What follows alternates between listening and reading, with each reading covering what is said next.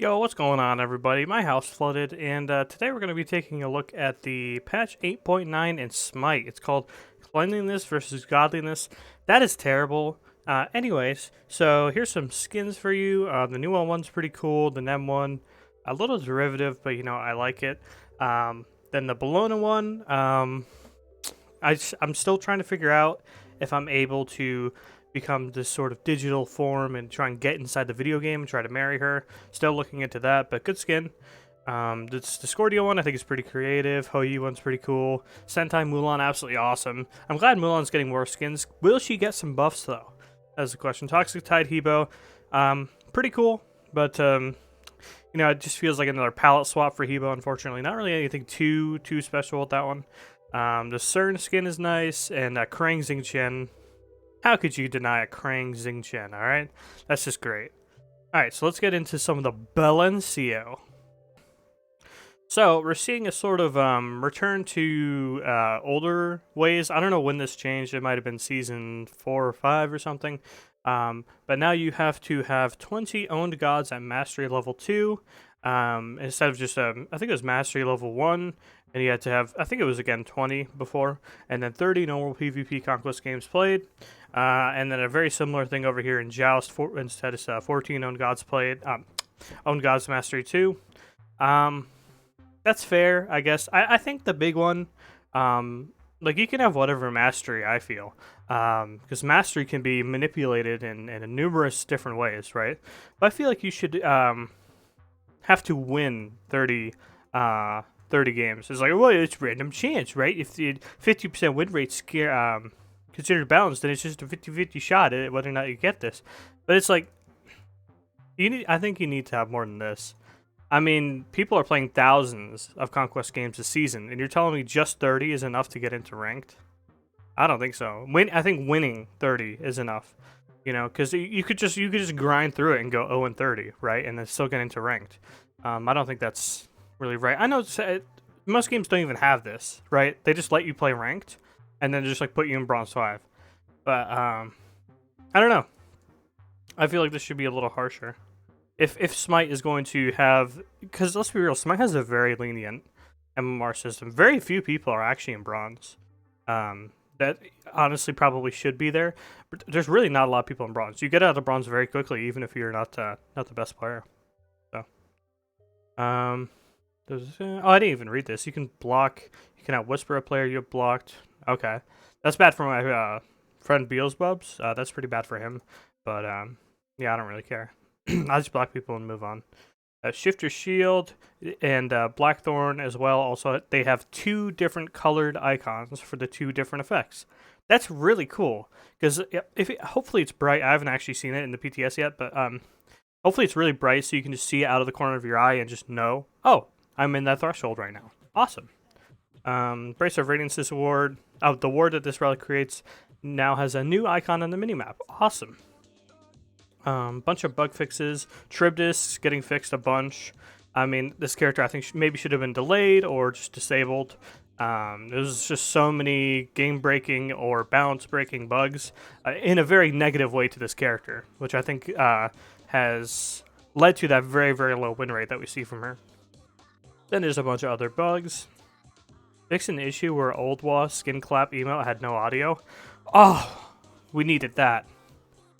Oh, actually, yeah, I think I ran into that a couple times and just didn't even know. But yeah, that makes sense. Buff would last longer than intended. No, keep Bracer Radiance buffed. I love that item. I'm glad I was right about that. Like, it didn't, yeah, you guys can go back and and see my reaction to that item originally. But yeah, I was pretty much on the money with that item. So Assault's getting some changes. It's going to be a little bit more fair about re-rolling healers and like assigning healers to various teams to keep it more balanced. I think Assault overall though needs an overhaul. Get rid of the healing orbs, maybe disable meditation, and of course they've stopped being able to re-roll healers. But I think ensuring that each team has equal classes, I think, is really, really important to that game mode. But yeah, I mean, this is a great place to start, not being able to reroll healers. Conquest. Yeah, okay, so then we have the XP one. Increase lowest level XP split bonus. So Yeah, this was back in season 5. I thought it was season 6 actually, but yeah, it was season 5. After 2 minutes, lowest level XP on your team will gets a 35% increase to shared XP, but not solo XP. They don't get bonus solo XP. But if they're splitting with someone else, they get bonus XP. So they're actually increasing that. So this is, of course, very, very good for both junglers who maybe get a little bit behind, get a camp invaded or something. And of course supports as well. So junglers early game benefit from this, and then supports as they start rotating into mid, they will benefit heavily from this. So that's extremely helpful. And now I don't know if I mentioned this to anyone other than my friend. Hopefully I put it in the last video, 8.8. Hopefully I said it in 8.8. Yeah, I really thought that buffing speed buff was absolutely necessary because it just the 5% felt like garbage, and the bonus movement speed that you got from XP camps, other than a choice few harpies, you couldn't keep that move speed buff, the extra move speed boost for long enough to get anywhere quickly, right? Like it felt like garbage. So I think this is a good place to start. 3%, see how that goes. Not a crazy buff back up to 10% or anything. And also initial spawn times have been changed up a little bit. Damage, mana, speed, and void camps, all the big main buffs, Jesus. All the main buffs are getting are spawning 5 seconds earlier. So this is pretty cool. I think it's going to change a little bit. It's going to make the starts feel different, but I think the starts will be largely the same. Maybe we're going to see more hogs out there. Hog was already seeing a resurgence. Maybe we see it on some junglers now, maybe. Yeah, that'll be cool to see how this is interpreted. But I do think the starts are going to be largely the same, just maybe with a hog or two. And then you're going to be getting XP earlier because obviously you get to lane earlier, so that's cool. And then support camp green buff is going to be delayed by 15 seconds, so we just stop people from going to this buff at the start of the game. Minion Balance, all lane minions decreased scaling XP reward, scaling gold reward. Okay. Interesting, so we're just giving less XP away here. That's interesting. And then increase the harpies, small harpies, jungle buff, camp monsters, buff holder, and both minis. So yeah, basically nerf to all laners and buff to all junglers. Yay, that's cool. I like that. And of course, this also, where was it? This also feeds into this too. So whoever's the lowest gets a larger split of an increased experience, of an increased total of experience in when we're splitting jungle camps, but also less from lane minions. Cool. That's interesting. So there's a lot of jungle buffs in this patch, if you guys haven't already guessed. Because the roll just did not feel great. Unless you played the top 3 gods or got a really hard lead early, it really didn't feel very impactful. And all of the gods that have been good in the jungle for the past, well, not all of them, but most of the gods you think of when you hear jungle just aren't good right now. And it's been switched over to the ridiculous character Gilgamesh, and then just Osiris, who is just there because he abuses mannequins. Similar story with Erlang's, although Erlang has sort of always been a jungler. Items, Belt of Frenzy, and, well, I should say, before moving on, it's fine that Gilgamesh and Osiris are good junglers. That's totally fine. But I want them, like, alongside Thor, right? Alongside Pele. Things like that. I know that, like, Pele and Thor, they aren't terrible, but, like, man, they just do not feel like they're on the same level as Osiris, Gilgamesh, Erlang. Because those characters are just able to power farm to high heaven, stay at, like, full HP, and run people down better than them when they're warriors, not assassins. So, it just feels a little unfair, is what I'm getting at. Belt of Frenzy is getting a buff. Yeah, don't really care. You might see, like, Polar Bear Mike whip this out, and then a few people in ranked will pull it out and then lose the game. So that'll be fun. Heavenly Wings. Is this too loud? Whoops, that was too quiet. Alright. Heavenly Wings, decrease the cooldown. I think this is really helpful. I think this is a great little relic, extremely helpful in a bunch of different scenarios. You know, you got your Krakens, your Cupid ult, Yamoja ult as well. This is really helpful into. Yeah, there's just tons of applications for this, but it just had 140 seconds on the cooldown. That was a little excessive for what this does, because all it does is break the slow, right? Say like a Kraken gets popped and you're slowed, you can pop sprint and get your teammates out of the middle of the Kraken, unless of course they're like whirlpooled or something. But yeah, if they're like on the edge of the center, the slow can actually keep you in the center. But then if like a support or warrior pops sprint in time, you can get them out of there. Actually, it's happened plenty of times. But yeah, so they're just knocking it out by 20 seconds, bringing it down to, because this is just a useful utility relic. It's not super heavy game changer. This is just a supportive, nice relic. All right, so 120 seconds. Horrific gets changed though. Goes from 130 to 110. That I feel is a little excessive. I think they could have just put this to 120, and that would have been fine. I don't think 110 is really fair, especially considering. Well, actually, I don't know if the. I think the enhanced one has the same cooldown, right? So that's a little crazy having the enhanced one every 110 seconds. That's pretty good. That is pretty freaking good, man. Yeah, I think this relic is really solid as it is already, and I think only like. To buff it a little bit, I think they only needed to take 10 seconds off. I think that's all that needed to happen. Magic Shell is actually getting an upgrade as well. Added an effect to the base Magic Shell. All allies take 20% reduced damage from basic attacks for the duration. That helps so much, because this relic really was useless until, well, not absolutely useless, but in a lot of situations it really just paled in comparison to the old one pre-upgrade. So this is extremely helpful. Especially considering how good ADCs are at the moment, but I mean, not for long once we get to some of the other changes. But I mean, anyways, I think this is a really good change for the relic. Make it have a little bit more of an effect than just it is shield. Happy? 20% might.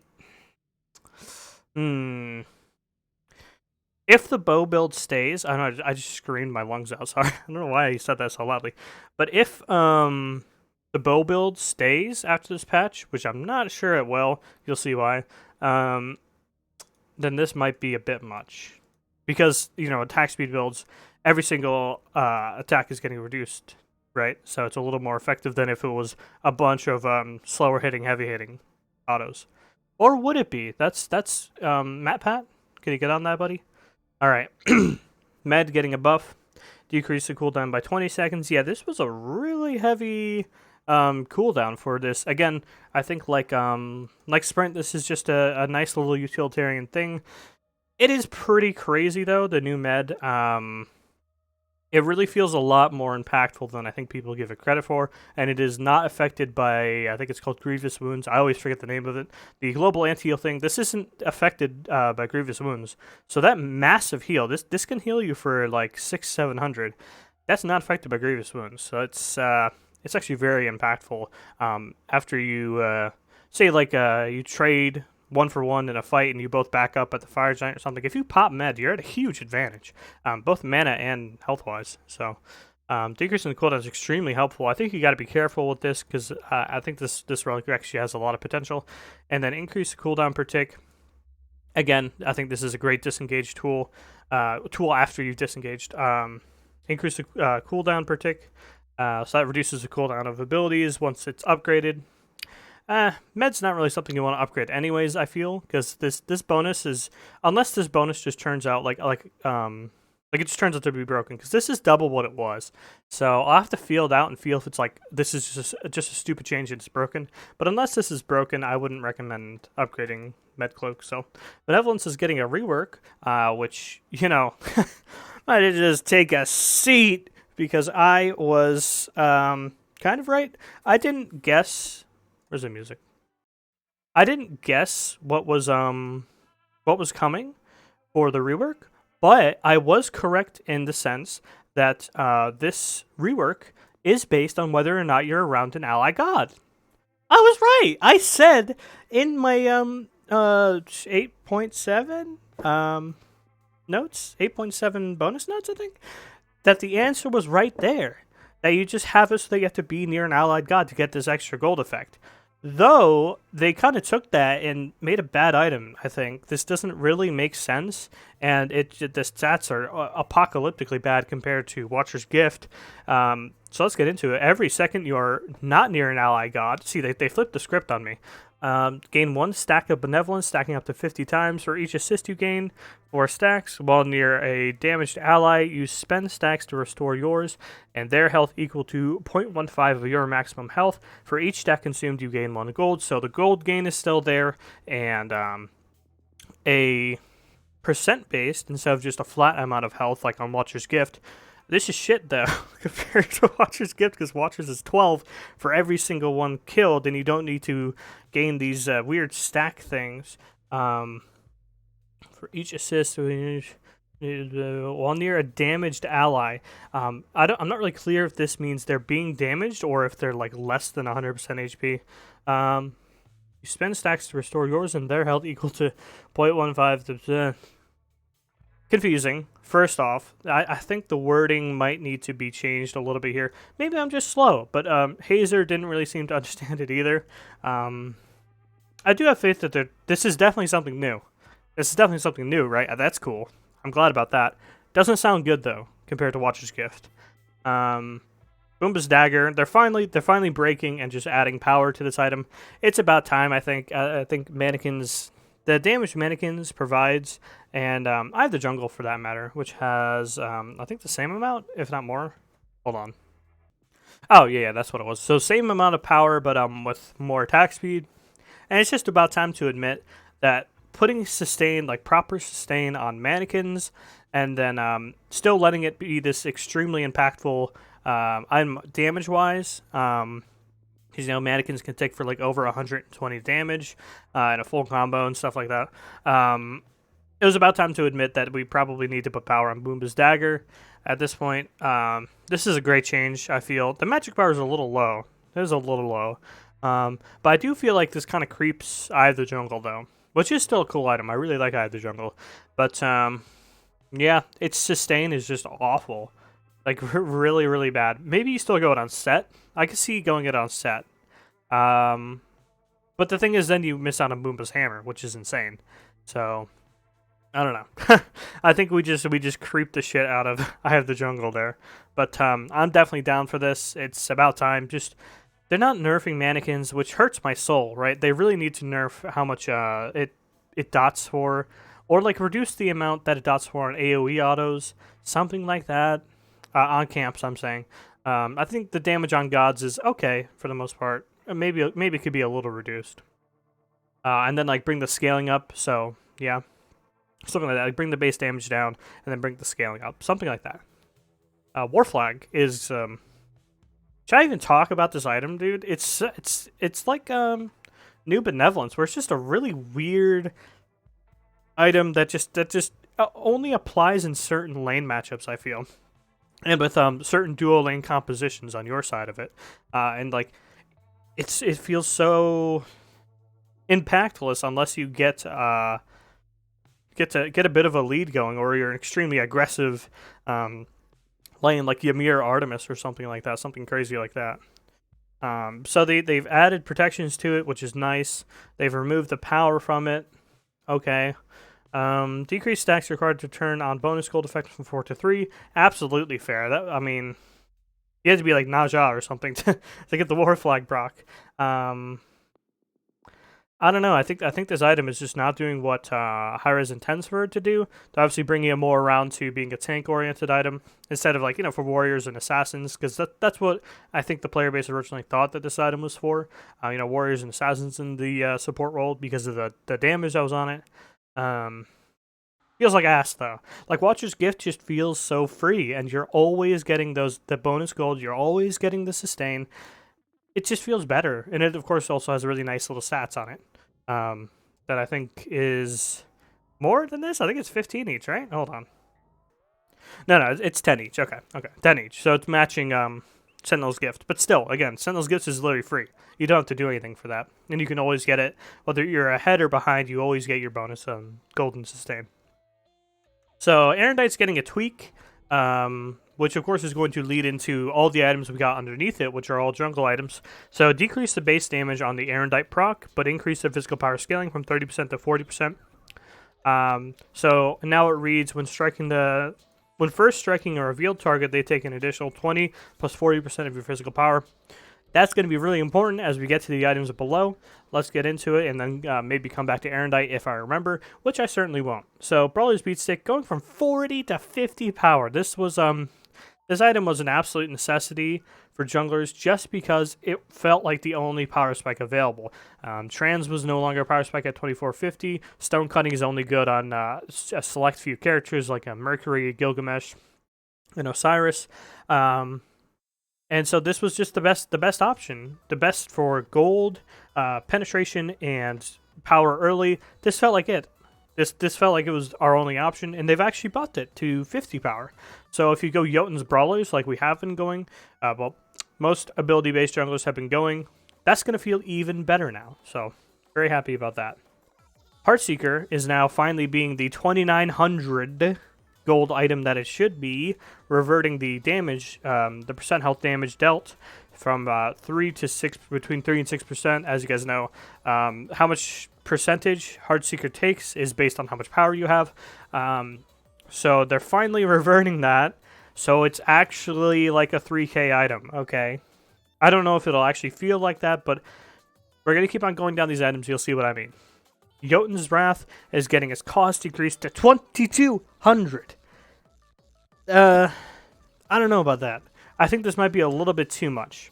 I think I could have been gone to 2300 even, and I would have felt just fine.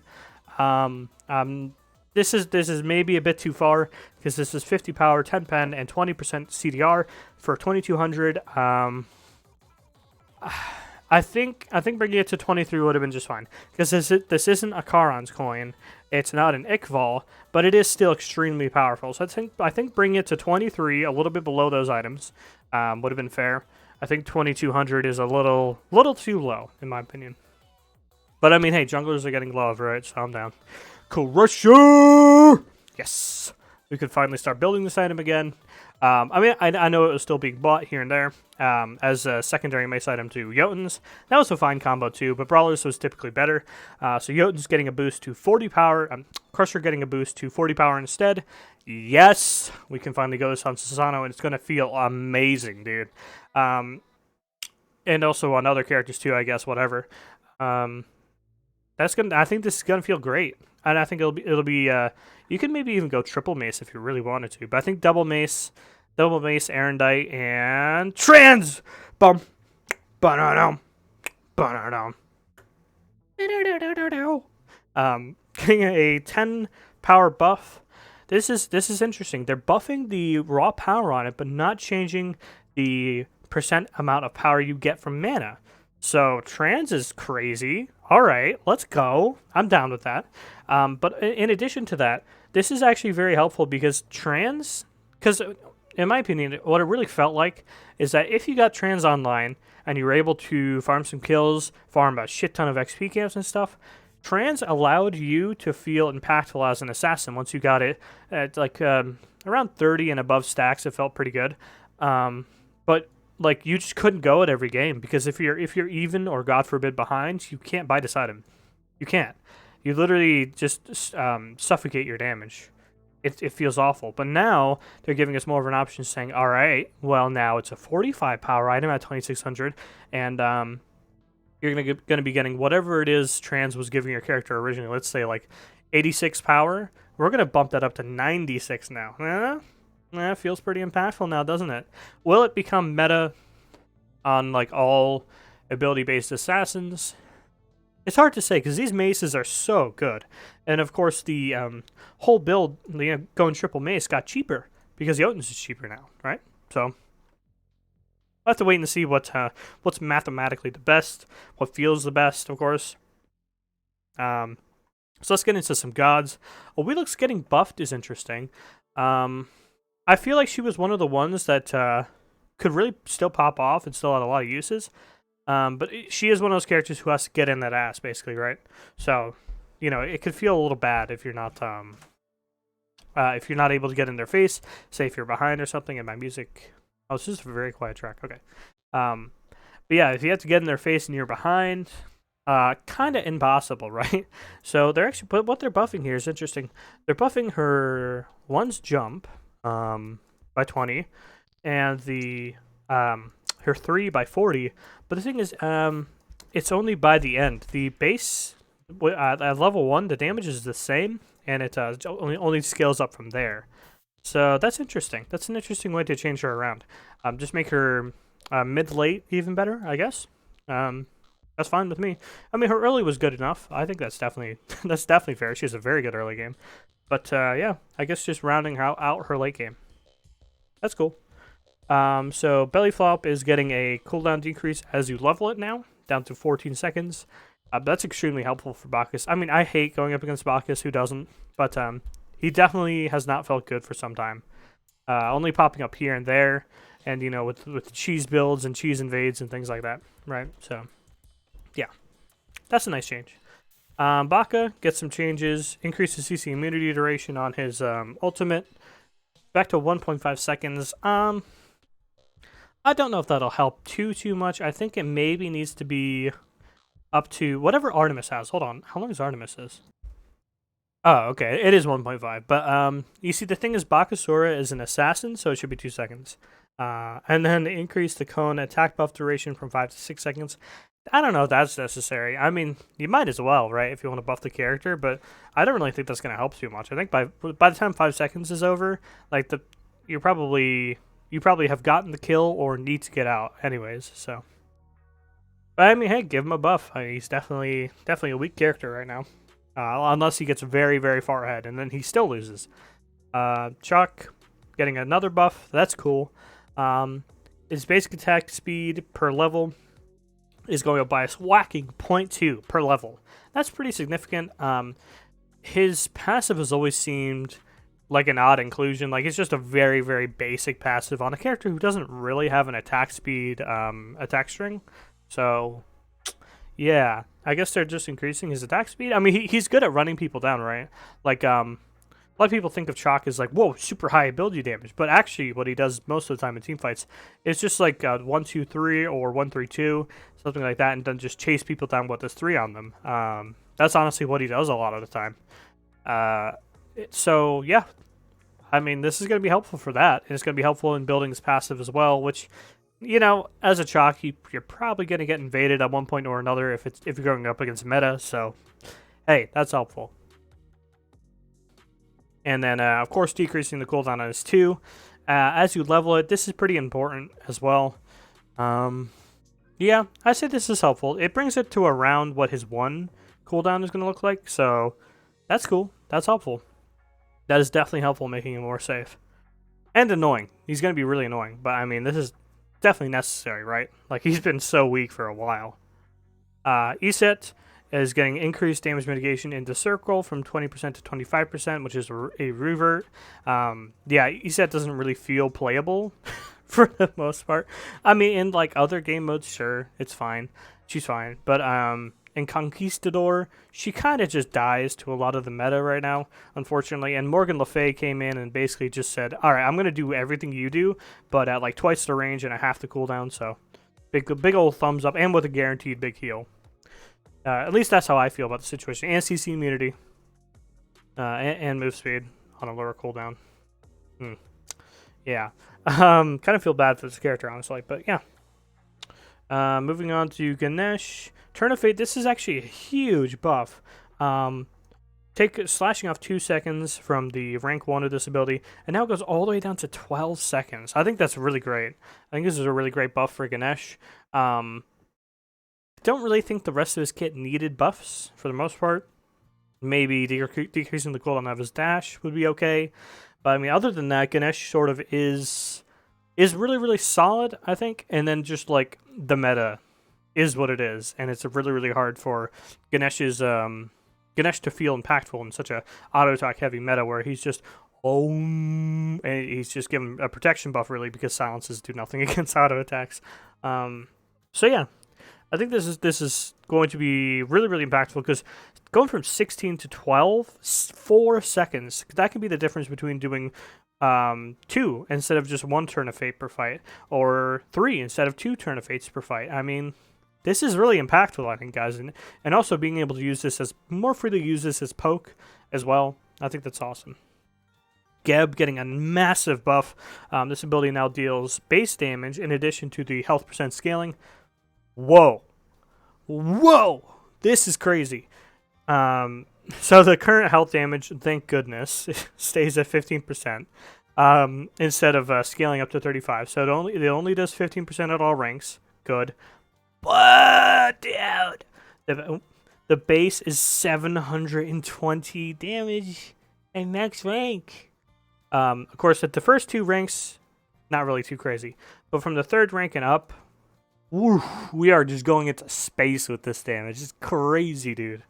Oh, that's going to be awesome. Well, not as a jungler, right? But, I mean, definitely the sort of buff Geb needs, because so many Guardians are just doing a trillion damage right now, and Geb really can't keep up with their damage. And, like, CC-wise, he's about the same, a little bit less CC than most of the best supports in the game right now. So he's lacking a little bit in the CC department, and way lacking in the damage department, and I think this is going to help him out a lot. So, moving on to Heck.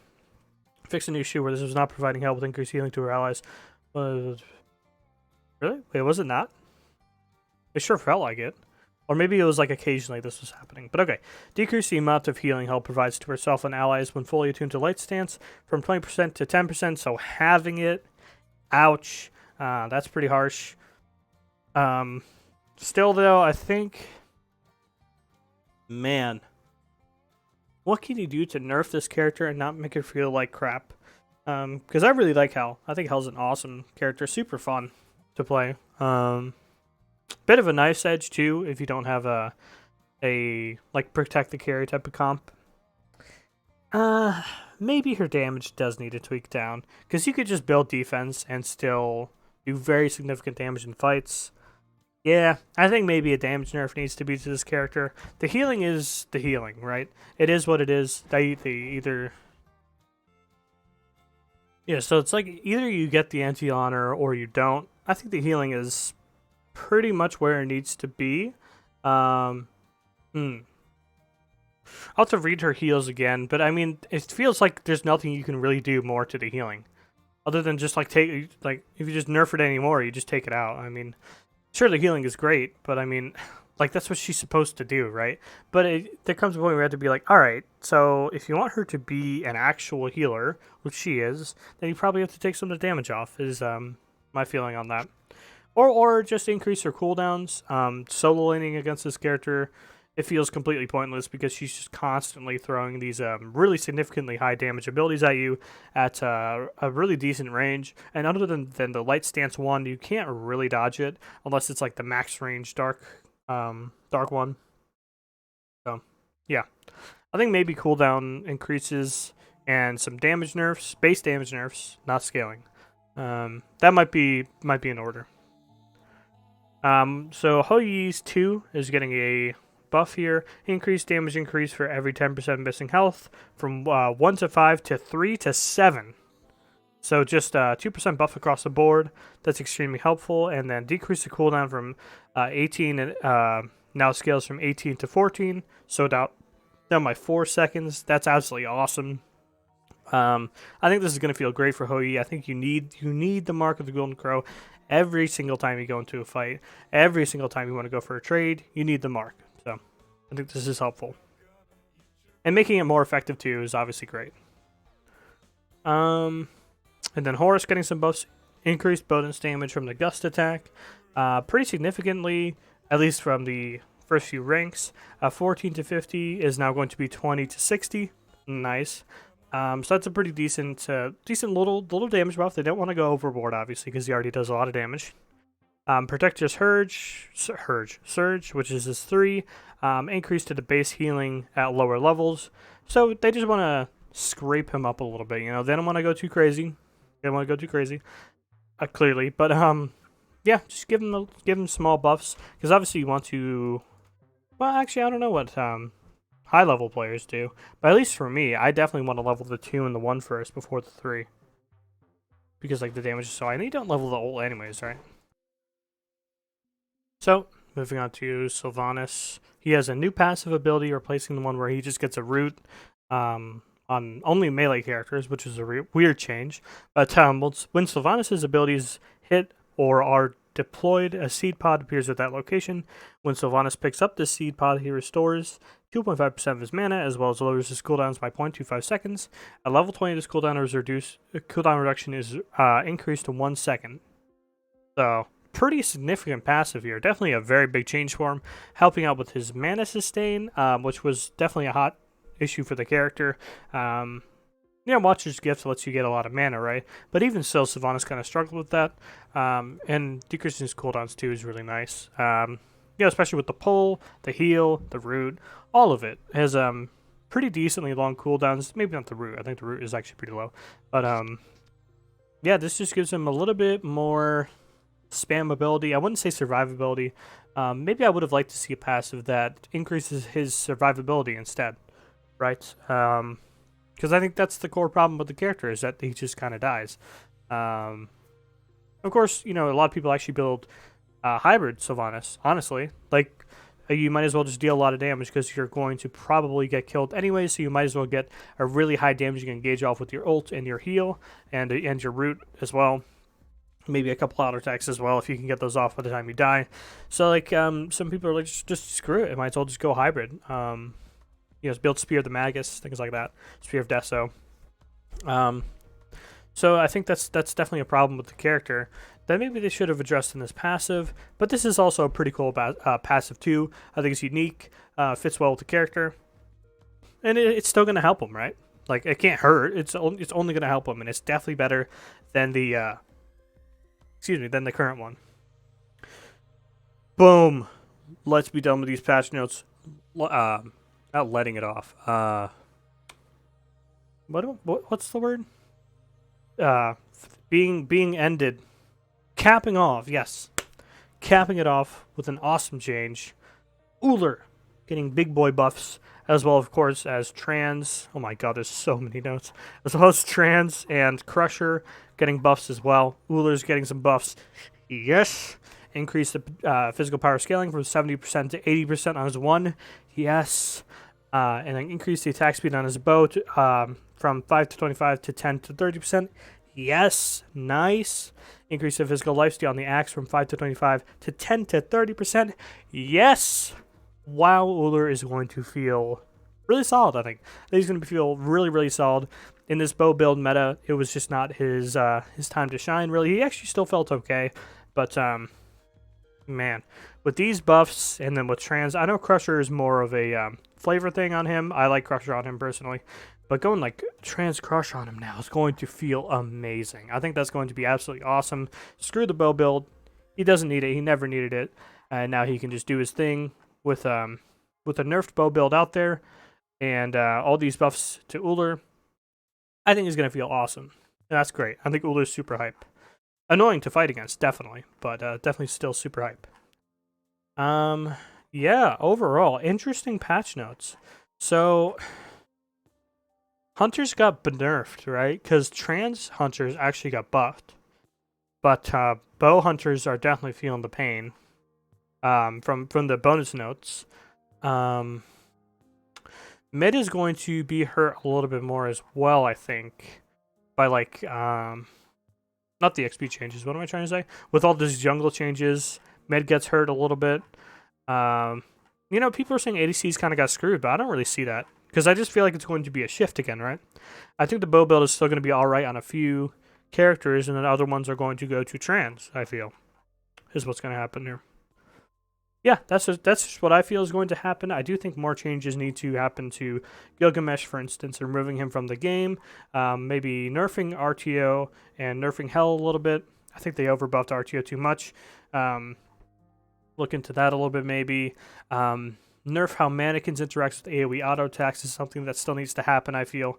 Because I think that's just leading to a very stale and boring jungle meta where it's hard to buff the entire category of jungling without just making characters like Gilgamesh, Osiris, and Erlong hilariously broken, and then just make assassins feel better as well. Which sort of makes jungle flop over the other roles. Anyways, that's my opinion on this patch. This pretty decent patch with so many changes that I'm losing my voice. What are your thoughts? Thank you for watching.